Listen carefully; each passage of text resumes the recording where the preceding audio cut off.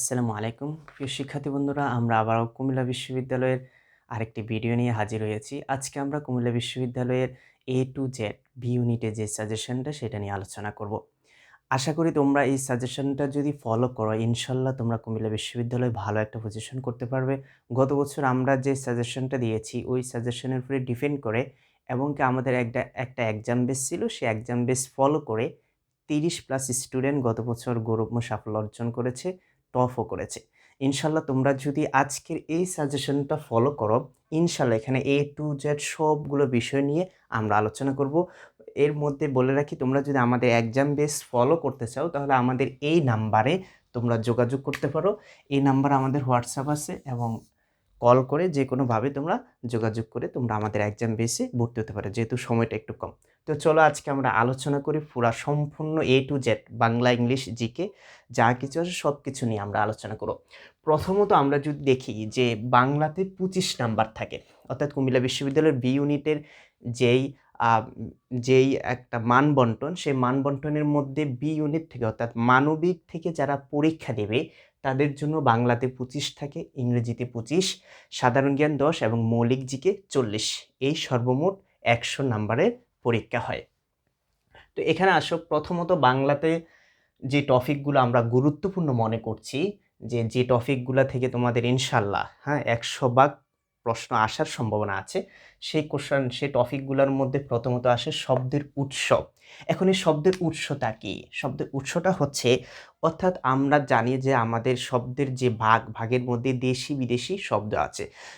তো এই দেশি বিদেশি যে শব্দগুলো আছে, বিদেশি শব্দের মধ্যে অনেকগুলো শব্দ আছে, পার্সি আছে, ফরাসি আছে, পর্তুগিজ আছে। এই ধরনের শব্দগুলোর উৎস ভিত্তিক যে প্রশ্ন যেগুলো থাকবে সেগুলো এখান থেকে আসবে। এরপরে নত্যবিধান তোমরা সেটা সবাই জানো, নত্যবিধান থেকে একটা কোশ্চেন অবশ্যই তোমরা পাবা। এখন এই সন্ধি, সমাস, কারক এবং উপসর্গ, এই 4টা টপিক থেকে সবচেয়ে বেশি গুরুত্বপূর্ণ হচ্ছে সমাস। এখান থেকে তোমরা 1 নাম্বার 100% থাকবে, 1 নাম্বার তোমরা পাবে। আর সন্ধি, কারক আর উপসর্গ, এই 3টা টপিক মিলে যদি তোমার মনে করো সন্ধি থেকে কোশ্চেন করলে কারক উপসর্গ থেকে কোশ্চেন করবে না, কিংবা কারক থেকে কোশ্চেন করলে সন্ধি কিংবা উপসর্গ থেকে কোশ্চেন করবে না। অর্থাৎ এই 4টা টপিকের মধ্যে আমরা সবচেয়ে বেশি গুরুত্বরূপ যেটা দেব সেটা হচ্ছে সমাস। আর বাকি যে 3টা টপিক, এই 3টা টপিক তোমরা দেখে নিতে পারো, এখান থেকেও কোশ্চেন করতে পারে। এরপরে যে টপিকটা সেটা হচ্ছে পদ প্রকরণ। এখান থেকে ওটা অত্যন্ত গুরুত্বপূর্ণ, এখান থেকে 2টা প্লাস কোশ্চেন থাকে। সুতরাং এই পদ প্রকরণ এটা তোমরা ভালো করে দেখে নেবে। এই পদ প্রকরণের মধ্যে যেই কোশ্চেনগুলো আসে আর কি, এই কোশ্চেনের ধরনটা হচ্ছে, মনে করে একটা বাক্য দিবে, এই বাক্যের মধ্যে উল্লেখ করে আন্ডারলাইন করে বলবে যে এই শব্দটা কি হিসেবে ব্যবহার হয়েছে, বিশেষ্য নাকি বিশেষণ। হ্যাঁ, এই ধরনের কোশ্চেনগুলো থাকতে পারে, পদ প্রকরণ থেকে থাকবে। এবং ধ্বনি পরিবর্তন, এই টপিকটা এটা হচ্ছে যে শিক্ষকদের যারা কোশ্চেন করবেন ওনাদের উপরে ডিপেন্ড করবে, ওনারা এখান থেকে কোশ্চেন করতে পারেন, নাও করতে পারেন। গত বছর এখান থেকে কোনো কোশ্চেন করা হয়নি, কিন্তু সম্ভাবনা আছে যে এবছর এখান থেকে কোশ্চেন থাকতে পারে। তো এটা তোমরা আশা করি পারবো, কারণ তোমাদের হচ্ছে যে এসএসসি এবং আলিমে যারা পড়ছো তাদের এই টপিকটা তোমাদের একাডেমিকে গুরুত্বপূর্ণ একটা টপিক ছিল, তোমরা এটা কভার দিতে পারবা। এরপরে বাক্য প্রকরণ, এই বাক্য প্রকরণ এখান থেকেও তোমাদের 1টা বা 2টা কোশ্চেন থাকবে, 1টা বা 2টা কোশ্চেন থাকবে। এরপরে জ্যোতিষ চিহ্ন, এখান থেকেও একটা কোশ্চেন থাকবে। এরপরে সবচেয়ে গুরুত্বারোপ আমি যে জিনিসটাকে আমি সবচেয়ে গুরুত্বারোপ করব, সেই জিনিসটা হচ্ছে এই যে মুখস্থ সাইডটা আছে, তাদের মধ্যে আমরা যদি দেখি যে শব্দের অর্থ, এটা মুখস্থ সাইডের মধ্যে পড়ে। যাদের কাছে এটিএম আছে কিংবা তোমাদের লেকচার শিট আছে, যে কোনো জায়গায় তুমি এটা পাবা। এরপর হচ্ছে পারিভাষিক শব্দ, বিপরীত শব্দ, সমার্থক শব্দ, বাগধারা। এই যে 5টা মুখস্থ যে বিষয়গুলো আছে, এখান থেকে প্রত্যেকটা থেকে একটা কোশ্চেন তুমি পাবা। অর্থাৎ বাংলাতে তুমি হচ্ছে যে মুখস্থ সাইডটা একটু ফোকাস করবা, কারণ এখান থেকে ফোকাস করলে তুমি একটা ভালো একটা ফিডব্যাক এখান থেকে পাবা ইনশাল্লাহ। এরপরে প্রবন্ধ এবং কবিতা, এই প্রবন্ধ এবং কবিতা থেকে তোমাদের 9 থেকে 10টা কোশ্চেন থাকবে। এই 9 থেকে 10টা কোশ্চেনের মধ্যে আবার কিছু গুরুত্বপূর্ণ বিষয় হচ্ছে লেখক পরিচিতি থেকে তোমরা 3 থেকে 4টা কোশ্চেন পাবা। লেখক পরিচিতি থেকে তোমরা 3 থেকে 4টা কোশ্চেন তোমরা পাবা। এখন এই লেখক পরিচিতিটা বিশেষ করে কোন বিষয়গুলো, অর্থাৎ কবিতা এবং গল্পের প্রথমে যে লেখক পরিচিতি থাকে ওই লেখকের অন্যান্য যে সাহিত্যকর্ম আছে সেখান থেকে কোশ্চেন থাকবে। আর আরেকটা বিষয় হচ্ছে যে লেখকদের একটা কবিতা কিংবা গল্প কত সালে প্রকাশিত হয়েছে এই এই বিষয়টা থেকেও তোমাদের কোশ্চেন থাকবে। অর্থাৎ সালভিত্তিক যে কোশ্চেনগুলো কবিতা এবং গল্পে থাকে সেখান থেকেও কোশ্চেন পাবা, এবং লেখক পরিচিতির অন্যান্য লেখকের জীবনী থেকে অন্যান্য যে সাহিত্যকর্ম আছে সেখান থেকেও তোমরা কোশ্চেন পাবা। এরপরে নাটক তোমরা 100% পড়বা, কারণ এখান থেকে 2 কিংবা 3টা কোশ্চেন থাকবে, সর্বনিম্ন 2টা কোশ্চেন তোমরা পাবাই নাটক থেকে। আর উপন্যাস থেকে কোশ্চেন করা হয় না, যদি উপন্যাস হচ্ছে যে এতটা গুরুত্বপূর্ণ না। এই উপন্যাসের যে বেসিক যে বিষয়গুলো আছে তোমাদের হচ্ছে যে অভিযাত্রী বাংলা আছে, এবং তোমরা যে কোনো কোচিং সেন্টার যারা ক্লাস করেছো ওখানে যে লেকচার শিটগুলো দিয়েছে সেই লেকচার শিটের উপন্যাসের যে লেকচার শিট আছে ওখান থেকে এক নজর ওটা দেখে যাবা। যদি কোশ্চেন আসো তাহলে তোমরা আনসার দিতে পারবে, আর বিশেষ করে আসে না, হ্যাঁ, এই টপিকগুলোর উপরে এখানে যে টপিকগুলো তোমাদেরকে দিয়েছি ইনশাল্লাহ বাংলার জন্য তোমরা এই টপিকগুলো ফলো করলে তোমরা পরিপূর্ণ 25-এর আনসার আমার ইনশাল্লাহ কাভার দিতে পারবে ইনশাল্লাহ। এরপর আমরা ইংরেজি যে 25-এর আনসার, ইংরেজি যে টপিকগুলোর মধ্যে আছে সেটার মধ্যে কম্প্রিহেনশন অর্থাৎ ফ্রেজেস যেটা তোমরা জানো সেখান থেকে 5 নাম্বার থাকবে। এটা সকল বিশ্ববিদ্যালয়ে থাকে, এটা নতুন কিছু না। তো কম্প্রিহেনশন তোমরা হচ্ছে যে এটা ভালো করে যদি তোমরা এটা এক্সারসাইজ করো তাহলে আশা করি ভালো আনসার করতে পারবা, কারণ তোমাদের এসএসসি এবং আলিমের যে ইংরেজি সিলেবাস আছে একাডেমিকে এই কম্প্রিহেনশন থাকে, এটা বাধ্যতামূলক থাকে। আশা করি তোমাদের ওইখান থেকেও একটা ভালো ফিডব্যাক তোমরা এখানে পাবা। এরপরে এসে নাম্বার, প্রোনাউন এবং আর্টিকেল, এই প্রত্যেকটা থেকে একটা একটা করে কোশ্চেন থাকবে, প্রত্যেকটা থেকে একটা একটা করে কোশ্চেন থাকবে। কথা বুঝতে পারছো যে প্রত্যেকটা থেকে একটা একটা করে কোশ্চেন থাকবে। নাম্বার, প্রোনাউন এবং আর্টিকেল এই 3টা টপিকেই গুরুত্বপূর্ণ। এরপরে identification of part of speech. Part of স্পিচের অনেকগুলো শাখা আছে, এখান থেকে সবচেয়ে বেশি গুরুত্বপূর্ণ যে বিষয়টা ধরা হয় identification of part of speech মানেটা কি। Identification of part of speech মানে হচ্ছে যেমনভাবে আমি তোমাদেরকে পদ প্রকরণের বাংলার যেটা বলেছি যে একটা সেন্টেন্স থাকবে, ওই সেন্টেন্সের মধ্যে একটা শব্দের মধ্যে আন্ডারলাইন করবে, আন্ডারলাইন করে সেখানে বলে দেওয়া হবে যে এই শব্দটা নাউন, অ্যাডজেক্টিভ নাকি অ্যাডভার্ব। বিশেষ করে এই 3টা প্রকার নাউন, অ্যাডজেক্টিভ এবং অ্যাডভার্ব, এই 3টা প্রকার ভালো করে তোমরা যদি দেখে যাও তাহলে identification of part of speech থেকে কোশ্চেন আসলে তোমরা সেটা আনসার করতে পারবা। অর্থাৎ এগুলোর পজিশন, অর্থাৎ এই 3টার পজিশন, এই 3টার আকারগুলো কেমন হয়, অ্যাডজেক্টিভের পূর্ব কিংবা পরে কি যুক্ত হলে এটা অ্যাডজেক্টিভ হয়, অ্যাডভার্ব হয়, এই বিষয়গুলোও একটু ফলো করবা। এরপর হচ্ছে প্রিপজিশন এবং অ্যাপ্রোপ্রিয়েট প্রিপজিশন, এই 2টা টপিক মিলে তোমাদের 2টা কোশ্চেন 100% থাকবে ইনশাল্লাহ। তোমাদের কয়টা কোশ্চেন থাকবে ভাইয়া? 2টা কোশ্চেন অবশ্যই থাকবে ইনশাল্লাহ। এরপরে গ্রুপ ভার্ব, এখান থেকেও তোমাদের একটা কোশ্চেন থাকবে। এরপরে ভয়েস এবং ন্যারেশন, এখান থেকে প্রতিটা থেকে একটা করে কয়টা কোশ্চেন থাকবে? 2টা কোশ্চেন থাকবে। এরপর রাইট ফর্ম অফ ভার্ব, এটা অত্যন্ত গুরুত্বপূর্ণ। রাইট ফর্ম অফ ভার্বকে বলা হয়ে থাকে ইংরেজির হচ্ছে যে তোমার মগজ, অর্থাৎ রাইট ফর্ম অফ ভার্বটা হচ্ছে যে ইংলিশের সকল কিছুর একটা সামারি। অর্থাৎ এই রাইট ফর্ম অফ থেকে তোমার কোশ্চেন করবে এবং এখান থেকে করে। গত বছর এখান থেকে প্রায় 3 থেকে 4টা কোশ্চেন ছিল, ইনশাল্লাহ এবারও তোমরা 3 থেকে 4টা কোশ্চেন এই রাইট ফর্ম অফ রিলেটেড তোমরা পাবা ইনশাল্লাহ।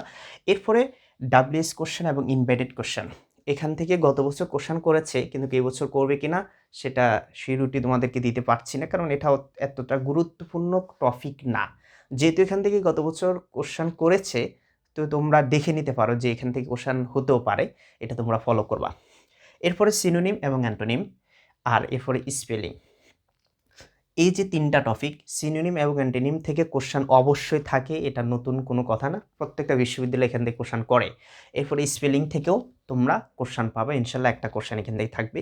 ইডব অ্যান্ড প্রেস, এখান থেকেও কোশ্চেন থাকবে। এরপরে সবচেয়ে গুরুত্বপূর্ণ এক্সট্রা যে বিষয়টা এখানে যুক্ত হয়েছে, হ্যাঁ, ইংলিশের ক্ষেত্রে এক্সট্রা যে বিষয়টা যুক্ত হয়েছে সেটা হচ্ছে যে লিটারেসি, টার্মস এবং অথর্স। মানে কি লিটারেসি টার্ম মানে হচ্ছে মনে করো, বলা হবে যে আইরনি জিনিসটা কি, অর্থাৎ আইরনির যে সংজ্ঞাটা আছে এই সংজ্ঞাটা কোশ্চেনের মধ্যে থাকবে, থাকার পরে বলবে যে এটাকে লিটারেসি টার্ম অনুযায়ী কী বলা হয়ে থাকে। এই ধরনের কোশ্চেন লিটারেসি টার্মস থেকে থাকবে, একটা কোশ্চেন তোমরা 100% পাবা। এরপর অথর্স বলতে বোঝানো হয়েছে বিভিন্ন লেখকদের বিভিন্ন সাহিত্যকর্ম, অর্থাৎ ইংলিশ লেখক যে ইংরেজি যে সাহিত্যিকরা আছেন তাদের যেই সাহিত্যকর্ম আছে সেটা হতে পারে কবিতা, সেটা হতে পারে উপন্যাস, সেটা হতে পারে নাটক। এই ধরনের সাহিত্যকর্ম থেকেও তোমরা কোশ্চেন পাবা। এই জিনিসগুলা হচ্ছে যে মানে স্বাভাবিকভাবে সব জায়গায় পাওয়া যায় না। মাস্টার্সের শেষের দিকে এই 2টা টপিক তোমরা পাবা, হচ্ছে ওখান থেকে তোমরা দেখে নিতে পারো। এরপরে আমাদের যে টপিকটা সেটা হচ্ছে সাধারণ জ্ঞান। সাধারণ জ্ঞানের 10 নাম্বার। এখন সাধারণ জ্ঞানের 10 নাম্বারটা হচ্ছে যে এটা হচ্ছে যে মেলা একটা বিষয়। এখান থেকে আমরা যে বিষয়গুলো মানে গত বছর কোশ্চেন করেছি ওখান থেকে আমরা যে জিনিসগুলো ফোকাস করতে পেরেছি সেখান থেকে আমরা দেখেছি বিভিন্ন সংস্থা থেকে ভালো একটা কোশ্চেন আসে। বিভিন্ন সংস্থার যে খুঁটিনাটি যা কিছু আছে তোমরা সেটাকে ফলো করবা। বিশেষ করে জাতিসংঘের যে 35টার মতো সংস্থা আছে ওই সংস্থাগুলোর কাজ, ওই সংস্থাগুলোর যে সদস্য, তাদের যে উদ্দেশ্য, এইসব বিষয়গুলো নিয়ে জেনে নেবা। এরপরে খেলাধুলা থেকে দুইটা কোশ্চেন ইনশাল্লাহ থাকে খেলাধুলা থেকে। আর খেলাধুলা থেকে কোশ্চেনগুলো বিশেষ করে সাম্প্রতিক থেকে আসে। এরপরে নদ নদীর উৎপত্তি স্থল এখান থেকে। এরপর সাম্প্রতিক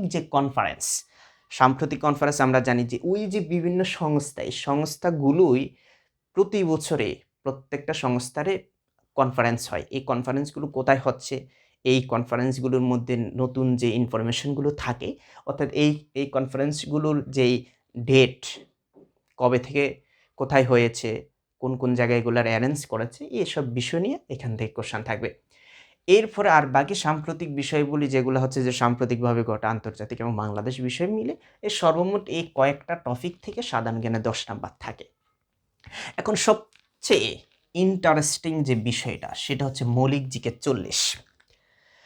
যে কোনো স্টুডেন্টে যখনই কুমিল্লা বিশ্ববিদ্যালয়ের যেই মানবন্টনটা আছে সেটা দেখার সাথে সাথে তার একটা প্রশ্ন জাগে। সে যখন মৌলিক জিকেটা দেখে সে একটু হোঁচট খায় যে ভাইয়া কি হচ্ছে যে আমরা অন্যান্য বিশ্ববিদ্যালয়ের জন্য যেভাবে প্রিপারেশনটা নিয়েছি এখানে নতুন করে মৌলিক জিকে আসতেছে, এটা হয়তো বা অনেক কঠিন হয়ে যাচ্ছে। তো তাদের জন্য আমি ভরসা দিচ্ছি যে এই ধরনের তোমাদের যা চিন্তা করতেছো এটা সম্পূর্ণরূপে একটা ভুল চিন্তাধারা। এখানে টপিকটা মৌলিক জিকে থাকলেও তোমরা ভিতরে যে টপিকগুলো আছে সে টপিকগুলা এভারেজ, তোমরা যে জেনারেল জিকেটা পড়ো ওই জেনারেল জিকে থেকে কোশ্চেনটা করা হয়। তোমাদের যে 40টা মৌলিক জিকে যে 40টা থাকে, তো ওই 40টার মধ্যে 30 থেকে 35টাই তুমি ওই জেনারেল জিকে থেকে আসবে। এখন প্রশ্ন হচ্ছে তাহলে জেনারেল জিকে আর মৌলিক জিকে, তাহলে ওরা বললো মৌলিক জিকে, আপনি বলতেছেন জেনারেল জিকে। ভাইয়া বিষয়টা তোমাদেরকে বলি, জেনারেল জিকের মধ্যে ইতিহাস এই যে টপিকটা আছে কিনা, এই যে ভূগোল এই টপিকটা আছে কিনা, অর্থনীতি আছে কিনা, এরপরে পৌরনীতি আছে কিনা, এই 4টা টপিক মিলেই তো তোমার জিকে হয়।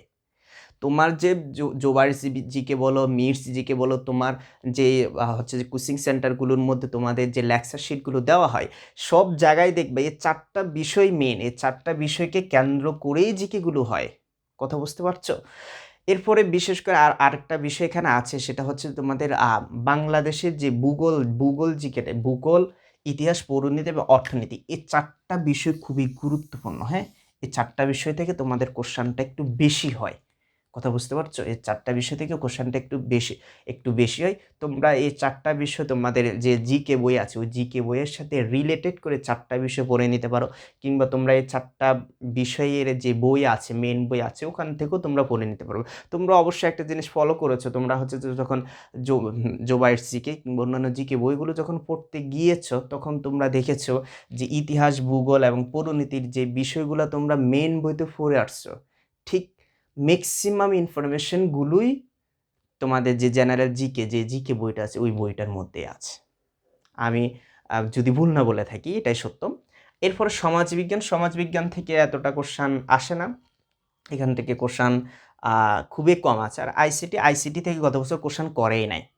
গত বছর কোশ্চেন আইসিটি থেকে করেই নাই। এখন আমি দিয়ে রাখছি যেহেতু এটা মৌলিক জিকে অর্থাৎ মৌলিক বিষয়াবলীর মধ্যে আছে, তোমাদের 4th সাবজেক্টের মধ্যে আছে, এজন্য দিয়েছি।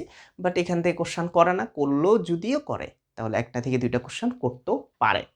অর্থাৎ তোমাদের মৌলিক জিকের নিয়ে তোমাদের যে ভয়টা, যে মৌলিক জিকের জন্য আলাদা কিছু করতে হবে কিনা, মৌলিক জিকের জন্য কোন বিষয়গুলো ফলো করতে হবে, এই ধরনের যে চিন্তাধারা তোমাদের মধ্যে আছে এটা তোমরা একদম ঝেড়ে ফেলে দাও। কারণ এই মৌলিক জিকের যে 4টা যে মূল বিষয়গুলো তোমাদের যেই জেনারেল জিকেটা আছে ওই জিকের সাথেই সম্পর্কিত। তোমরা গত বছর কোশ্চেন অ্যানালাইসিস করলেও তোমরা বুঝতে পারবা যে আমি যে কথাগুলো বলছি এটা মিথ্যা কিনা। মানে গত বছরের কোশ্চেনে যে মৌলিক জিকের অংশে যে কোশ্চেনগুলো করা হয়েছে সবগুলো তোমাদের যে কোনো জিকে বইয়ের মধ্যে, জোবাইরস জিকে বলো, মিটস জিকে বলো, কিংবা তোমাদের হচ্ছে লেকচার শিট আছে সেখানের মধ্যে তোমরা পাবা।